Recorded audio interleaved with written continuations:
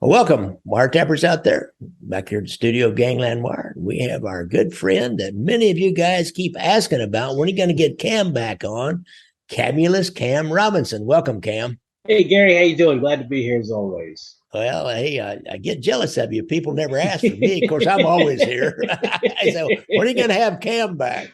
Right. I tell you this. In my industry, I'm in the railroad, man. Business has been, things have been crazy. So work has been, Yeah. my work schedule has been something. So yeah, it's I've not been doing as much as I like, really. Yeah, my son's in the railroad business too, and you guys are busy trying to keep that supply chain going from the West Coast to the East Coast, and it's hard to do. It's difficult. There's so many parts that have to go together. It's amazing. Yeah, it's quite a spider web.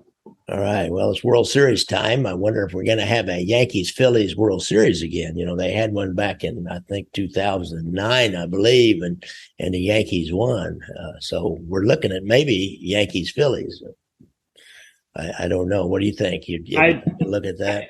I don't keep up so much. I know my mother was born in the Bronx, so she's Yankees through and through. Yankees and all yeah, the way. and all right. My brother likes Pittsburgh, so he doesn't really care for Philly too much. So yeah, I think that they would be happy with the Yankees. if the Yanks win. Yeah, well, I think the Phillies play the Padres and the Yankees are playing. Let me think. I made a note here.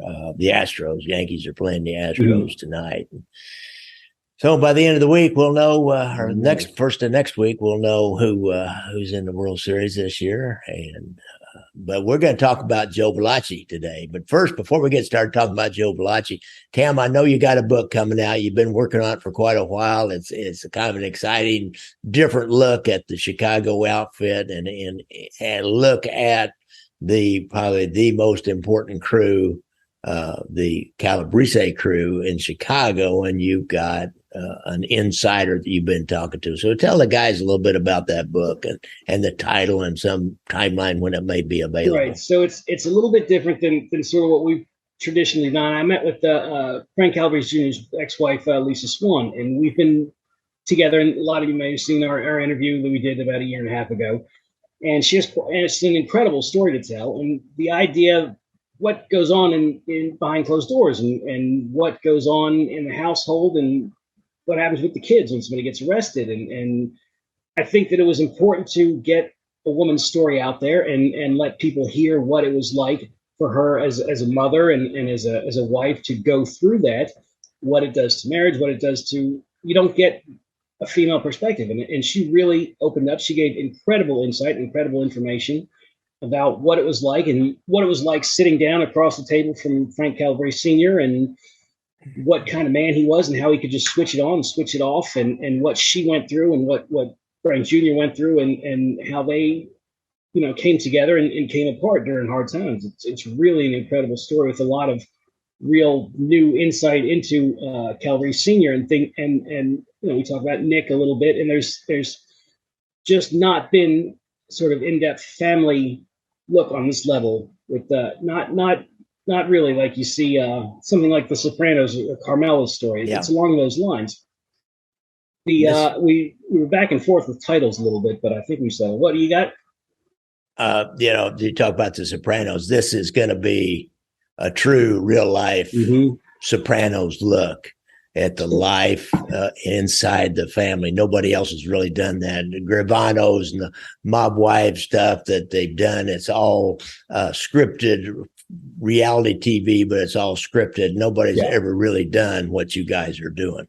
Yeah, I think it was important. It was an important aspect to tell, and I think that she was an open book. I mean, I couldn't have worked with anybody better. I mean, Lisa she's really a powerhouse, and it's really something else listening to her just laugh one minute and really talk about how painful it was the next. Yeah, and how scary it got at times, and because nobody was off limits. I mean, there were men and women on Frank Calabrese's notches. So nobody was, and he didn't pull any punches literally with anybody in the family. So interesting. I know, and her husband, Frank Calabrese Jr., he stole hundreds of thousands of dollars from his dad during this time. So that'll be interesting to read about that, her view of that, what that was. her view and his view, and then you'll get sort of the full story somewhere. But yeah, it was really an incredible process working with her during the pandemic. So we did everything on Zoom. Yeah. But yeah, it's coming together. We've got a lot of great pictures that have never been seen of wedding and Cool. different people. So the title we're at right now is the Real Chicago Mob Wife, marriage, marriage, money, miss. Like that, Real Chicago Mob Wife, and I think that it really sums things up and sort of plays on what's going on in the media, sort of a play on words, but it also is the real story. It's not glamorized. There's really no glamour to it. It's just how a very strong woman protected her family as best she could during some incredibly difficult times. And it really is a great story. We all look forward to that. I'm really interested in that. I'll be looking forward to doing an interview with you and Lisa whenever we get that going. So, of course, you'll be the first on our list, Gary. I mean, I know everything I've done to you. I mean, as we've said many times, you're my rabbi, Gary. So I plucked you out of obscurity, right, and promoted you to the big time, and then you left me in the dust. From obscurity to somewhat unknown. That's.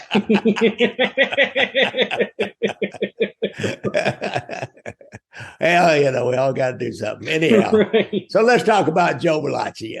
Really interesting. I've been wanting to do this for quite a while, as we were discussing before we turned the camera on here, about how what an important person he was to come in and tell that inside story for the first time, and then tell it in public. They put him in the, on television on the McClellan hearings. Yeah. And it's just amazing. And the Senate, or was it the Senate hearings? Anyhow, he was telling this story in public, the inside story of the Mafia in the United States that J. Edgar Hoover had pretty much denied, and is really as pivotal a moment as Appalachian was, I think. Yeah. Don't you? Oh, absolutely. I mean, when you hit it, like it was sort of a flash in the pan. I mean, it was a big to do, but it really didn't give any insight. I mean, it was just a bunch of guys, and who are these guys all together? But really, the only seismic change from that was the FBI suddenly had to become involved. But as far as the public, they sort of, things are forgotten in short, just like today. I mean, a news cycle only lasts just so long. Yeah. But once Valachi came in and really pulled back the curtain, and people say, well, he was a low-ranking guy, but that really doesn't matter because he was a made guy and he had insights into that world that a lot of their non-Italian informants couldn't provide. So he just really opened the door and literally wrote the book in a way that only somebody inside that life could do. Really, Joe Valachi, he wasn't educated, of course, like most of them. Everyone who ever looked at dropped out of school at some point in time. And many times back then in the 20s and 30s and teens, they dropped out in grade school even and went to work. Yeah. And who knows what kind of learning disorders or whatever. I mean, he was like we'll find out, he was kind of a slow guy. But he had a native intelligence that made him a survivor. Yeah. And he had a good memory for Mafia stories, most importantly. Right. Everybody can't tell a story. It doesn't have a memory to tell a story, but this dude had a memory and could put it together and tell a story. And he ended up putting that memory to work for the government. And, absolutely. And to look back at him, he was not Sicilian. His family was from southern Italy. It came from Campania, I believe, or Campania. I'm not sure how you pronounce that. Campania in Naples. Right? In Naples, it was Neapolitan, like Al Capone. And as usual, I don't know how many of these stories I've done. His father was a brutal alcoholic, and he left school, went into the street gang life. He earned his lifelong nickname when he was a kid was Joe Cargo because he could build those handmade scooters from wooden crates. And I guess cargo were like cargo and the crates, and so he could build those better than anybody. So everybody knew him as Joe Cargo. I can hear my Aunt Delphina saying Joe Cargo, because they just run over those R's completely. She was that leftover vintage Italian accent from the Bronx, and it would say Cargo, Joe Cargo. Okay. She would just mash up the whole end of the R. So it's like and I've seen it written with Joe's name, Cahgo. But it is Cargo. Well, it might be. What I saw is they had it spelled Yeah, it's cargo, no, like cargo, yeah, but yeah, it's cargo, like cargo crates, yeah. so anyhow, he started out in a street gang, smash and grab kind of gang known as the Minutemen, because within a minute they could they could smash some windows and go in and grab a bunch of stuff and get out. Now they take a car and crash it into a gun store or something, or a liquor store, and grab all the expensive stuff and have the other stolen car waiting for them out front. So everything old is new again. Right. But he graduated to burglary and armed robbery like they all do. I mean, this is the same story from that, Lucky Luciano to Joe Valachi, Joe Cargo. Went to Sing Sing like they all did. And here's an interesting story I found. Right. Just like in the old movies, when I was a kid, they said you're going to have to go break rocks if you went to the penitentiary. Well, I guess up in Sing Sing, they did give you a big sledgehammer to break rocks down. Must have had some kind of a quarry there or something. Bring rocks over for them to break. But it really, when I read that detail, I thought it's really making them harder, like lifting weights now, but breaking rocks then. Well, after his release of Sing Sing, he happened to get shot in the back of the head by a police officer who interrupted his gang in the middle of a burglary. They were getting away in a stolen car, and the policeman shot him in the back of the head, and they thought he was dead, so they just dumped his body. Said they fired several shots in the air to attract the cops, and so the cops would show up and think he was just killed or shot. They thought he was dead, killed out there in another gang fight. No cop showed up, and his buddies returned and said, well, hey, Joe's still breathing here. So they took him to a neighborhood doc who gave him some scotch, gave him some booze as an anesthetic, and took out the bullet. And he'd later claim that all that work breaking rocks made him so tough that a bullet couldn't kill him. They probably used that same scotch as an antiseptic, too, and they were cleaning out the wound, Probably. Different kind of doctor that they were going to. Now, he would end up marrying into kind of a well-known mafia family, the Reinas. Gaetano Reina was a captain in the Morello family during those times, and started out in the teens, and other people at the time was Salvatore D'Aquila and Joe Masseria. Those were, these were like the early, as the Black Handers kind of moved in and got more organized. These were the guys. Just as it was transitioning from the Black Hand, when the individual gangs and stuff, to where it was really, we were getting more and more organized guys over from Sicily as the real influx of immigrants came in, and it really started picking up. Yeah. They started organizing in their neighborhoods and organizing in geographic locations. And under people who were powerhouses back in the old country, they would come and maintain that status in America. Their representatives would come, and it was the same thing with Maranzano, who was representing someone from Sicily. So I mean, it was the same way with all those groups for the most part. They had some clout that they brought with them, and that sort of helped them become leaders. So Joe is kind of coming of age almost when they have the big Castellammarese War. Joe Masseria, or Joe the Boss, and Salvatore Maranzano start this war, which is going to start forming the modern day national crime syndicate. They had to have this war first, and they kill Masseria, or Joe the Boss, and Valachi ends up in the Maranzano family along with these Reinas. It's Gaetano Reina. Now, later, when he comes in, he'll describe his induction ceremony, which would have happened about that time, which I thought was really interesting. It's just like what's the most modern one? The Patriarca family. The Medford, in 1989. In Medford, not Oregon. Medford, Massachusetts. In 1989, yeah. And we talked about the people who were with him. Those are pretty interesting people who were in the room that day. A lot of powerhouses. Powerhouses. Casey and Bonanno and a lot of others. And Profaci was there too. Joe Profaci. Yeah. Three Fingers Lucchese. Tommy Three Fingers Brown.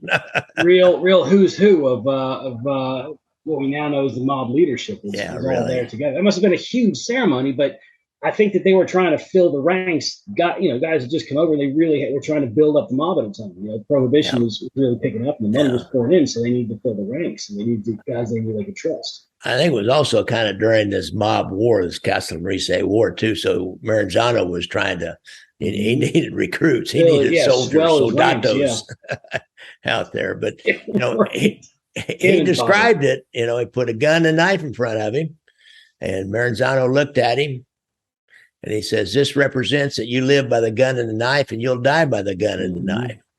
And then he asked him which was his trigger finger, and he showed him his right front finger. Now, and here he didn't prick it, but then Maranzano gave him this piece of paper and put it in his cupped hands. Yeah. And he didn't say in Peter Moss's book, it didn't say it was a saint's card, but I got to assume that's what it was. It wasn't just a piece of paper. And then he lit it on fire. They like juggle it between your hands as it burns up.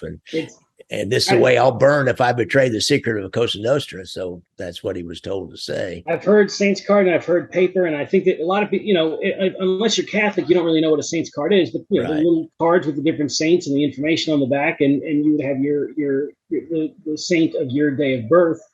And I think that sort of might add a holiness, but burning a paper, imagery is really important to gangs. I mean, this, Gary, from your work. I mean, whether it's tagging or whether it's, a knife and a gun on a table or whatever it is, that sort of imagery and that shared mythology is important. Right. We really wearing red or blue, Right. Exactly. It's just huge. As far back as Valachi, we start to see that. Another really interesting thing is, explained the rules to him afterwards, just like they're in Medford, Massachusetts. Patriarcha Jr. did. Hey, you don't violate a member's wife. You don't never lay your hands on another member. That kind of thing, and so it was exactly like every mob guy that explained about. When I talked to Michael DiLeonardo, he said almost exactly the same thing. I mean, almost exactly. So. You can't say Valachi was lying about that for sure. No, and those traditions are important in tying them together. Yeah. Another interesting thing was he explained when he started talking about how you introduce another member. and you saw Donnie Brasco, right? That's right, yeah. So if you remember, the Lefty Ruggiero told Donnie Brasco, well, this is how we do this. If I say this guy's a friend of ours, that means he's another member. But if you hear me introduce a guy as just a friend of mine, then he's not a member of the mob. And so they're still doing that today too. Yeah. And that's what Valachi in 1989, they testified the same thing. And you hear in wiretaps, they talk about, even recently the guys say that and they try and get it right. And in the Medford one, they're trying to, so wait, he's a friend of, and it takes them a minute to get it. But that same tradition that was in New England, and this is New York, and you see it in the ceremony about in Chicago in 1981. You see similar language from what we've been told, and so that's a tradition that they really tried to carry everywhere when they did it in Chicago, and they did it all over New York and Massachusetts and Philadelphia. Another thing about his story about this making ceremony that I think it's like this has got to be real.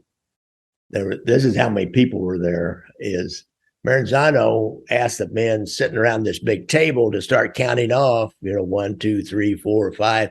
When he got to 48, he was at Joe Bonanno, and Maranzano said, stop the counting, and looked at Joe Bonanno and says, you're going to be his Goomba or his godfather. Mm-hmm. And so then later on, Bonanno then goes to Valachi and pricks his trigger finger with a pin and said he's now a member of the family. And so that's when they explained this thing about friend of ours and friend of mine. Then they had a big meal, and that's all. I mean, that's how they do it. It's just amazing when I read that. It's funny. That the Weasel talks about when Cleveland, when Scalise died, they hadn't made anybody since the 40s, and Lips, Macero, and none of those guys could remember the ceremony in Sicilian. And Fradiano says they did a ceremony in a car in Los Angeles, but they did the same thing. They just did it just sitting in a car so they could make pizzatello. And they couldn't remember the ceremony in Sicilian. They should just do it in English, when they had to make some guys in Cleveland to fill the ranks. And but yeah, you see that the same thing and trying to maintain that tradition. But I thought it was funny they couldn't remember how to do it. Yeah, been so that is long. funny. They should have picked up the Valachi papers. They would have. Really? They could have. Well, Angelo Leonardo came in sometime. He testified at the skim trials, and I found his description of it, and it's exactly like this. So, in Kansas City, we have a family, but we've never had anybody come in that was a made guy that talked about any of these things. That minor people came in and testified and went and witness protection on minor cases, but they weren't people that really were close to made guys and close enough to know this. But I finally I wondered, do we have ceremonies here? And I finally got a guy to verify, we have ceremonies here. Now, he wouldn't give me any more details, but he did verify that. So we have them here in Kansas City too. Although I bet they wouldn't know how to do it today. They'd be like these guys. Right. You have to get Peter Moss's book. Yeah, really. That went out with Nick Sabella. I think when Nick Sabella died, Corky, all that institutional knowledge that, as we talk about, when an older person leaves a unit somewhere, you lose all that institutional knowledge. All that's gone. Everybody's got to start all over again. And like you said, that leadership gone. That the dominoes that led to all the leaders fall. I mean, if you kick off the dominoes, it would be Valachi that kicked them off, that led to all that information for years. I don't mean to keep tying it back, but that's just how important this guy was. Really provided. So he arrives just at the time, the early 30s. That's when Lucky Luciano and Vito Genovese and Joe Adonis and Albert Anastasia killed Joe the Boss. Joe Masseria and Maranzano took over. Was kind of the boss of bosses in New York City for a while. And he was right there in Lucky Luciano, then partnered up with Mayor Lansky to form the National Crime Syndicate. And to do that, he sent these 4 Jewish killers disguised as federal agents to kill Maranzano, and they took him out. And that's where, I remember reading about this, and I know it's been discounted, the night of the Sicilian Vespers. That kind of took on a myth all of its own. Have you heard of that, Cam? Yeah. I think, like you said, it has become mythologized because, in that period of time, there was a big turnover of old school, and you see that from Los Angeles when Dragnet took over to the East Coast, and there were a few guys killed here and there. I think that the idea of that became a legend in the underworld, and the FBI sort of heard about it through the cracks, and Valachi sort of verified it because he believed it to be true that there must have been a bunch of guys killed because all of a sudden they were all new leaders.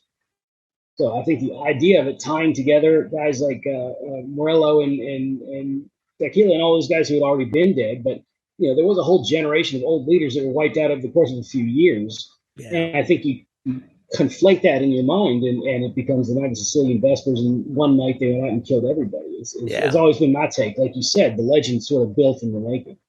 Yeah, there were some other guys killed about that time. Valachi would claim that Vito Genovese talked about a couple of them were killed because they were been hijacking Luciano's liquor trucks and were giving the money to Maranzano. So they were Maranzano's people, but they were going to go anyhow. They didn't have anything to do with Luciano taking over and being the new boss, the new Maranzano, and forming the National Crime Syndicate and forming the 5 families, divided up into the 5 families, because that happened. So, but that's just to let you guys know, that's when Joe Valachi is coming of age. When he's part of all this. He goes into the Luciano family. He's like the Forrest Gump of the early Mafia formation in New York City. And he worked for Tony Bender of Strollo and that crew, and had a slot machine he was supposed to develop and maintain.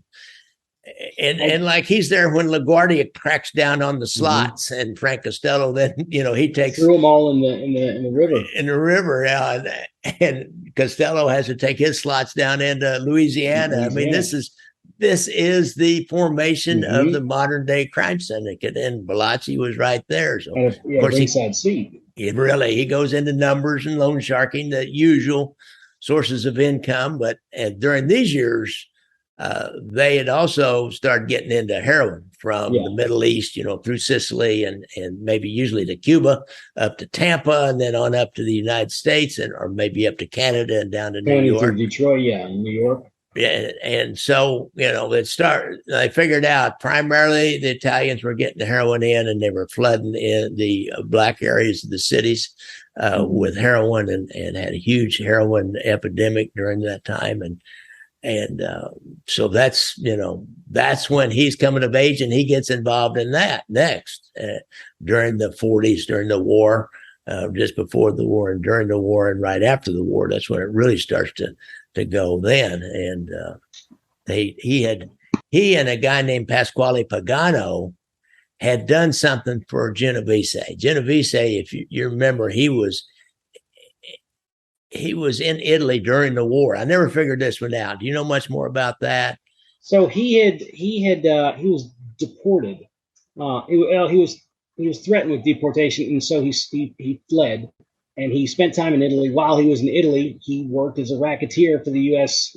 Army. They came in Italy, so he worked for the U.S. Army basically as a local guy, as their local fixer, and he also smuggled a lot of U.S. Army equipment and rations and everything, and sold that. And he had a partner over there. But there was if I'm remembering right, it's been a while since I read my Vito Genovese. There was a journalist who was killed, and he had to flee. And then he came back when the witness against him was murdered, and he was able to come back. And he was because of his ties to government and all, he assumed he would be pardoned, and they were no longer trying to deport him because he had letters of commendation from several high-ranking military officials also. Interesting, I mean, and he would get in with Mussolini in a few years, and then he would be in with the U.S. military. I mean, Vito Genovese was really... He was a survivor. Yeah, absolutely. So anyhow, Valachi is going to end up close to Genovese. Matter of fact, he thinks Genovese is trying to have him killed when he kills somebody, but we're getting ahead of ourselves here. Here's how he became close with Vito Genovese. Genovese comes back, and he wants to take some revenge on a guy named Stephen France, Franse. And it seems that Genovese had given France a job, if you will, of kind of overseeing and taking care of his wife while he was in Italy. And turns out she had a mind of her own. She had affairs. She had filed a lawsuit against Genovese. I don't know any more details about that. There may not ever. We may There's not a podcast about Anna Genovese, but I don't remember. Really interesting. Yeah. But anyhow, so he got Valachi and his partner Pasquale Pagano to lure Francis. I wonder if there's any kin to Francis to a restaurant, and they strangled him. This is in 1953.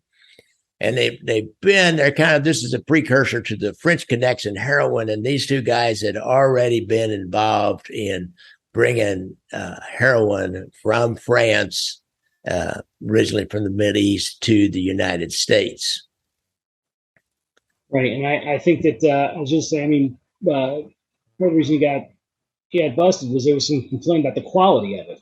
And I think it goes to show how disorganized that heroin smuggling was at that time. They weren't getting the top tier, when they were getting such pure heroin later on, once they were in Marseille and getting stuff out of Turkey. Yeah. And the heroin, from what I understand, the quality was so pure and so strong. When it came in, it could be cut up a bunch, so more money could be made out of it. Yeah. But what they were getting in at that time was apparently just low grade, not. I don't know I don't know my heroin varieties, but I think that it was not the quality that they would get in, because they were still establishing inroads as I sort of Right. It's kind of interesting, the story about how how this came about, how this got exposed with Valachi and the guys he was involved with. It started in 1949. There's a case out there online. I researched it there, and also in Peter Moss's book, The Valachi Papers. But the Federal Bureau of Narcotics, they were the only people that were working the mob because of this heroin thing, and they were documenting people that were in the mob. They identified there was a La Cosa Nostra of Mafia. They had it. There's a great big book out there with all these guys in it. That's Bill Owsley, my FBI agent friend, says this is the Bible that they were able to use when the FBI finally started looking at the mafia. So they were onto it because of this heroin connection. So the story about how he got popped.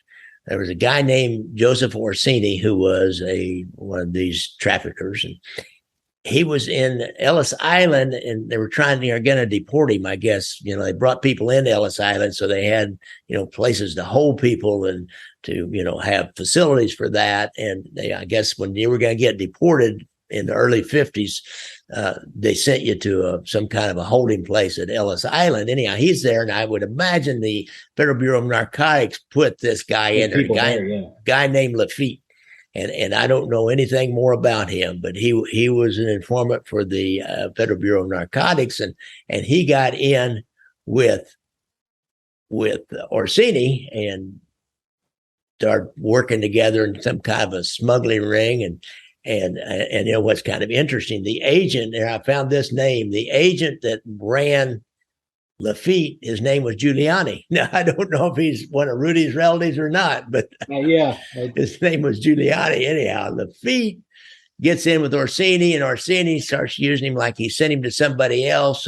And the guy was a little leery of Lafitte, and Orsini, this was weird too, but I mean, it's pretty straight, good source that he sent back a letter of introduction saying Lafitte's okay. And the guy trusted him then. And Giuliani knew that Orsini was a pretty major trafficker and it would import as much as 10, 20 kilograms of heroin at a time.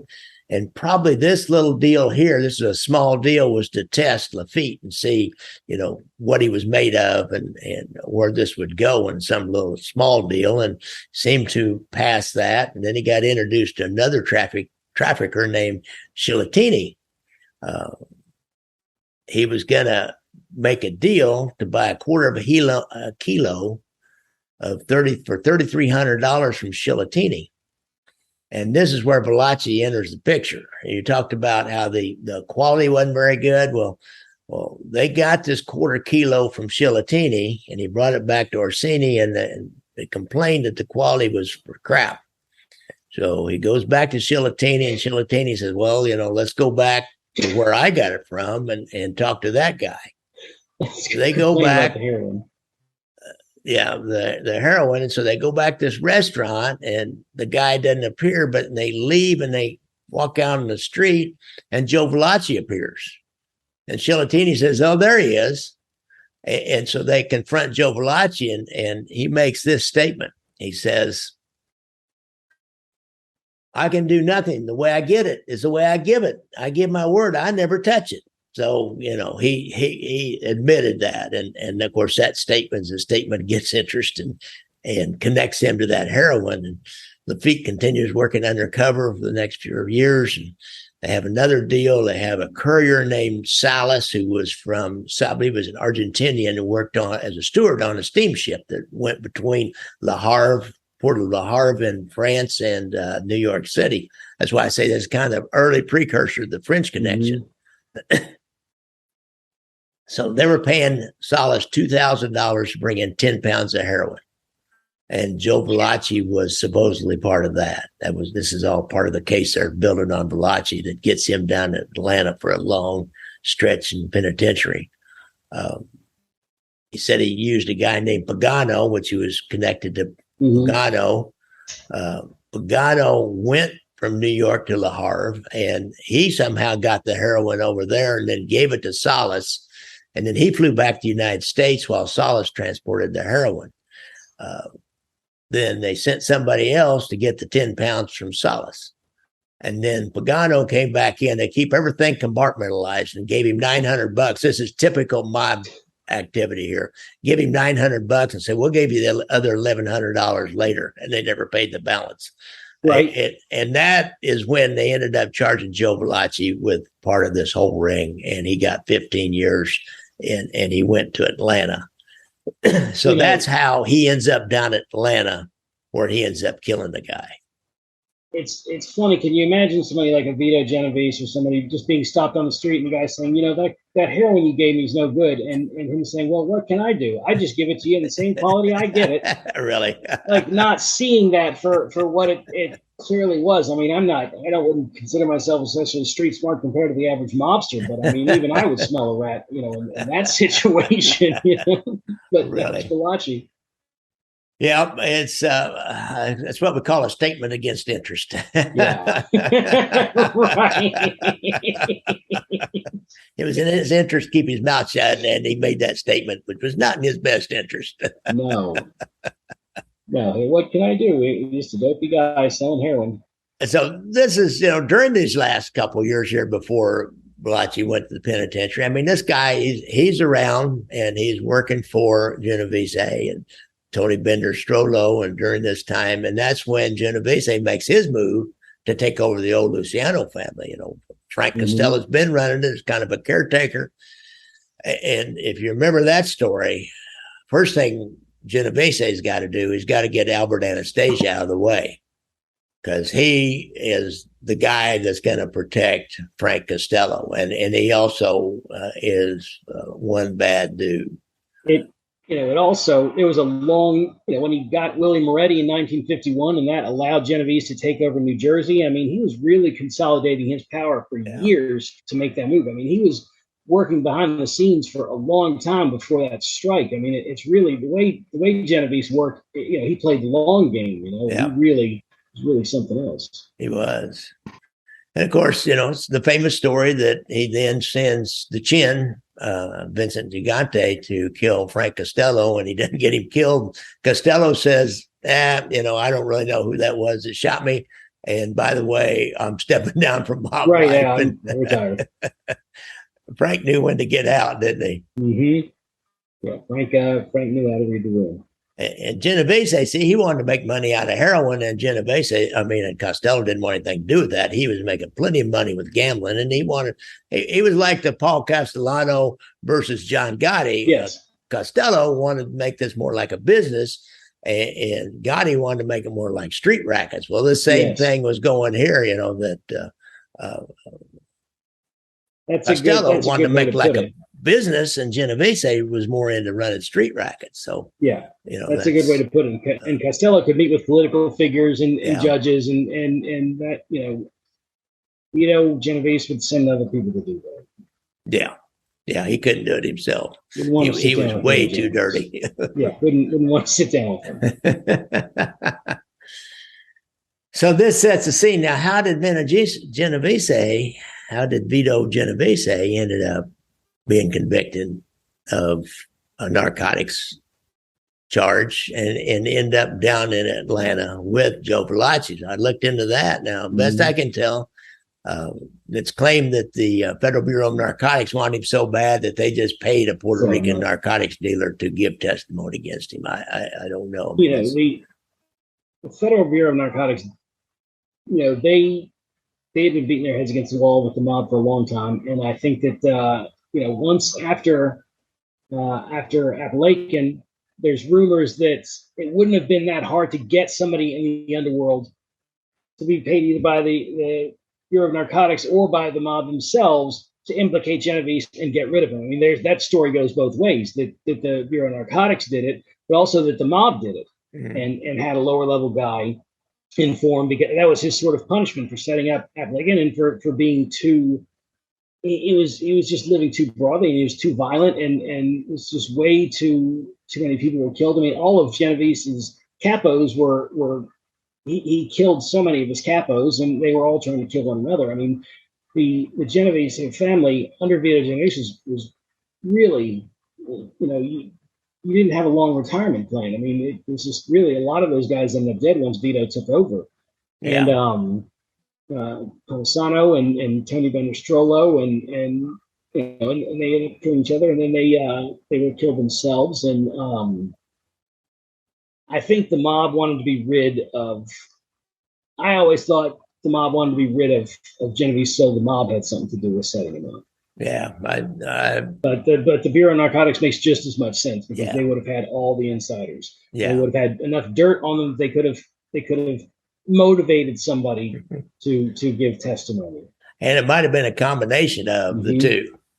Those both those FBN agents and the mob guys were not above. If they could combine their forces to get something that both of them wanted, then you could work together. I could see how that could happen too. Yeah, Anslinger's Bureau of Narcotics was not Hoover's FBI. They were just not the same organization. No, they were. They got stuff done on the street. Yeah, that's the thing. The Anslinger's organization was more willing to get dirty, and they were more willing, and they got a lot more done. And part of the reason the FBI was so far behind the curve is because Hoover just didn't like Anslinger, and so he refused to acknowledge what Anslinger had been working on for decades. Yeah.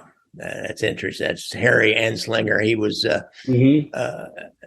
he came out of World War II, some kind of a spy, and then he took over the Federal Bureau of Narcotics, and then he went into the CIA, didn't he? Later on, and was a big guy that was obsessed with finding moles inside the CIA.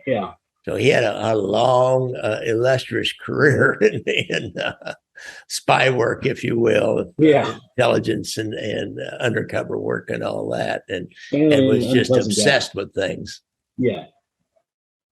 When he got you in your crosshairs, I mean, he was going after you. He went after musician Billie Holiday pretty heavy. I mean, Harry Anslinger, like you said, he'd get obsessed. So Vito Genovese was an easy person for him to obsess on. Yeah, and he would, like you said, and he would do what was necessary to get the job done, as we used to say. There's a guy that'll do what's necessary, which is rough translation of that. He'll lie, or he'll cheat, or he'll plant evidence, or do whatever he has to do. They say Anslinger also is a guy that helped turn the whole country against marijuana, and made marijuana a Schedule I narcotic, and we're still paying the price. So they still a Schedule I narcotic, just like heroin or meth or something. It's crazy. Well, they're putting a committee together.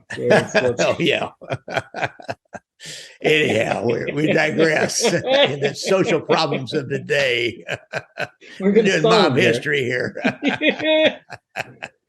So here's what I can't figure out. Why did Valachi think that Genovese thought he was an informant? Did he just pick up word that there was this contract out on his life? Or he said that, as I understood it, it was the way that, he heard word that Don was upset with him, or he said that the Don gave him a kiss. Yeah. And it was the kiss of death. And then he thought that when Genovese embraced him, gave him a kiss, he was kissing him, for death, for getting busted for selling heroin. And it's likely that Genovese really might not have even had a good idea of probably wasn't especially familiar with Valachi. And Valachi thought that Genovese's man was coming to kill him. And it was just, doesn't seem to have been the case at all. I mean, Valachi just seems to have been so paranoid since he got busted with heroin and got to prison with his boss. I mean, I think that he was just paranoid. And there is a certain level of paranoia that comes with that lifestyle. I mean, those guys are cagey. Yeah. And it always seemed to me that Valachi was just paranoid. And I don't think there's no source that I've ever seen that validates that Genovese wanted Valachi dead. Yeah. There's just Valachi's version of events that doesn't quite add up. So, long story short, he killed a guy with a lead pipe in prison that he thought was coming to kill him, who probably didn't know anything about what was going on. Yeah. And so now he's got a murder charge on him, and that's when he starts talking. Now, he never, ever gets out of jail. He spends the rest of his life in jail anyhow. They didn't like make a deal and put him witness protection and send him out to Podunk, Texas to try to fit in like Henry Hill. They built him a special cell, the Valachi cell. It was like a little suite with a kitchen and an apartment. But he was still incarcerated. When Vinnie Teresa became an informant, he went to stay in that apartment with Joe Valachi because it had bedrooms. And then when Sammy Gravano he stayed in the Valachi suite. It's called the Valachi suite. Oh, be darned. So so they couldn't let Valachi out on the street back then. They couldn't. There was no, like you said, there was no witness protection. So he just had to live the rest of his life cloistered in this little apartment, and his only friends being the FBI agents. Wow. Well, and then they put him in public, like we talked about earlier at the start of this, and he named names. He named the names of the bosses, the different families, the induction ceremony, the oath of omerta. He told a real story behind a lot of mob murders during his lifetime. And this is in the early 60s. I graduated from high school in 1963 is when it was, when he was talking. I kind of have some vague memory of this being in the news at the time when I was in high school. It's like, you tell the story of the guy you knew who was the professional verifier. Not an informant, he's a verifier. And that's what, when I think of Valachi, that's what I think is, he verified things. He told them things he was aware of, and he verified things that he had heard, and he verified some things that he didn't know anything about, but he wanted the guys to like him. So I don't think he really testified against anybody and put him in jail like Gravano did. And that's what they really require you to do today is you got to go testify, against Gotti and help put him in the penitentiary make the case on him and get him convicted. He just told the general story about the mob, and here's who they are, and here's what they do, and named those names, and took the kind of shroud of secrecy off of them. That's really interesting. I never really thought about that before till I got into this. Mm-hmm. He didn't make cases for the FBI. No. He just told them this is what really happened. This whole case. Yeah, he just pulled back the curtain, explained, because the FBI had been watching the guys since 1958. And, they had a rough idea that this guy was important and this guy this, but they didn't know about the ceremony that I'm aware of. They didn't know a lot about the structure. They didn't know all these guys in all these far off towns. I mean, he gave them places like Utica, New York, and he gave them all over the place.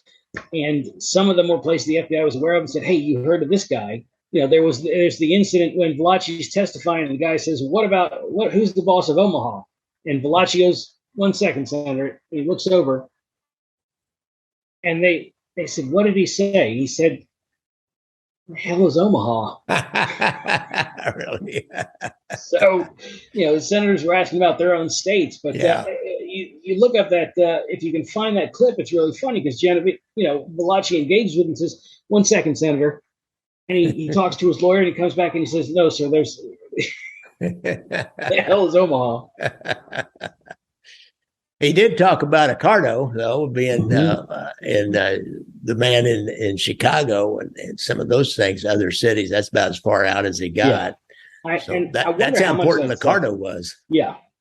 I wonder how much Valachi knew and how much he was willing to just nod and say yes, because he was leaving a big brotherhood. He lost all his friends, he lost his wife but he lost that fraternity that was so important to those guys. He lost all his friends and everything. So when he joined this new group of guys, the FBI, and he would cook for them and everything in his little suite, he'd get excited to be around men again, his own sort of ilk. And I think that Valachi gave up a lot of really important information, and I think that the FBI also asked him questions maybe he didn't know, and he would just nod and be happy to get patted on the back. Yeah, it'd be pretty easy to run your pet theory about who killed somebody and why they were killed, and run that by him, and he could see his native intelligence. As I said, he had a huge amount of native intelligence he could see that he wanted this guy's protection. He wanted this guy's approval, and he just have to say, "Yeah, oh yeah, that's the way that happened," and and then it becomes fact. So exactly. But I think not.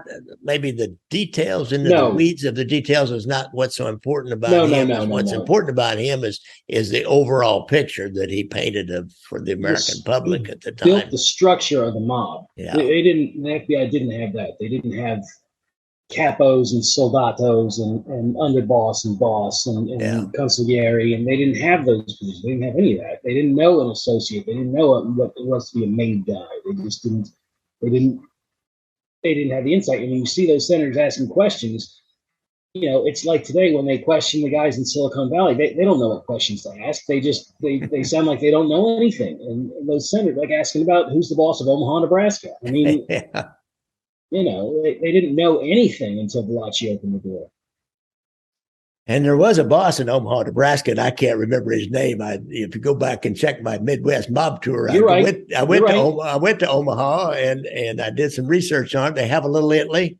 They've got a really nice Italian restaurant that I ate at, and a Little Italy, and a Sons of Columbus hall there, and the whole 9 yards. Same way with Des Moines. Des Moines was their boss was Charlie Cherry Nose Joey, and then Louis Frato out of Chicago. Yeah. They were really like a crew for Chicago is what Des Moines was. And Omaha was not such a big deal. There's a lot of gambling over there, but they did have their own boss. Mm-hmm. Anyhow, I digress again. But what was another interesting thing, one of my last things here about this whole deal is his handlers would later say that being with this guy, this career mafia soldier, the organization, after being with him, this organization couldn't have been too big a deal because he ain't the sharpest tool in the toolbox. We